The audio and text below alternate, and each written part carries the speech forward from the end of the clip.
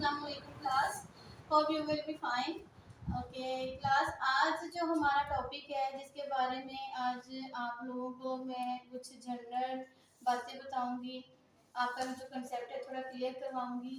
उर्दू का टॉपिक है, उन्वान है हमारा तशबीह। मतलब कि तशबीह ये है कि इल्म बयान की इस्लाह में, मतलब इसकी जो डेफिनेशन बनती है, इसकी तारीफ जो बनती है, इससे जैसे कहते हैं कि तशबीह से क्या मुराद है, इससे जो मुराद ली जाती है तशबीह से, वो ये कहते हैं कि किसी चीज़ को ख़ास वसफ़ की वजह से किसी दूसरी चीज़ की मानद करार देना तशबीह कहलाता है।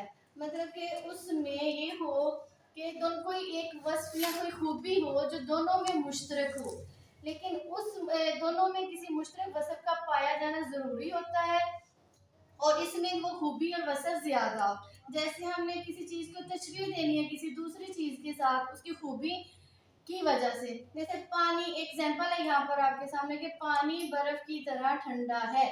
यहाँ पे हम क्या कह रहे हैं कि पानी बर्फ की तरह ठंडा है, इसको हम तशबीह दे रहे हैं। पानी को बर्फ ठंडी होती है, ये जनरल कंसेप्ट भी हमारा कि बर्फ का जैसे जहन में बर्फ का नाम तो ठंडक हमारे जहन में आ जाता है ख्याल। अब जैसे अली शेर की मानद दलेर है, दूसरी मिसाल यहाँ पर ये है कि अब शेर का नाम नाम सुनते ही हमारे जहन में उसके दलेरी वगैरह जहन में आ जाता है। तो क्या है, अली शेर की मानद दलेर है कि अली एक लड़का है जो बहुत दलेर है, बहादुर है, तो उसको हम उसकी मानद करार दे रहे हैं कि शेर की मानद दलेर है।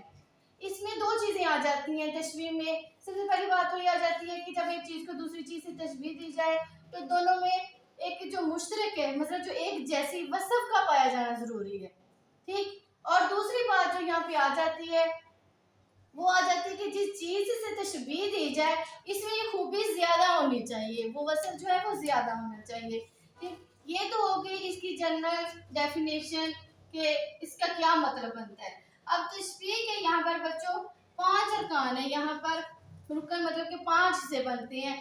उनमें सबसे पहले है मुशब्बह, नंबर 2 पे आ जाता है मुशब्बह और नंबर 3 आ जाता है वजह शबह, कि किस वजह से वो उसको तशबीह दी जा रही है। फिर है गर्ज तशबीह, गर्ज आ जाती है। और फिर लास्ट जो है 5वां रुकन है वो बनता है हरफ तशबीह।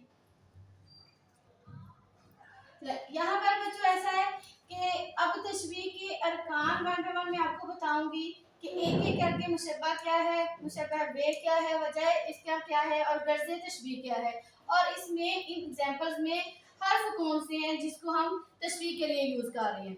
मुशब्बह यहाँ पे बनता है कि जिस चीज को दूसरी चीज जैसा कहा जाए, ठीक है। मतलब कि उसकी तरह का कह रहे हैं ना हम, पानी को ठंडक की तरह क्या है, बर्फ पानी ठंडक, तो ये दोनों चीजें क्या आ जाएंगी इसमें के तरह आ जाती है। मुशब्बह आ जाता है पानी और इसमें आ जाती है मुशब्बह आ जाती है और अली, पानी और अली। फिर उसके बाद आ जाती है हमारी ये नंबर 2 मुशब्बह पे।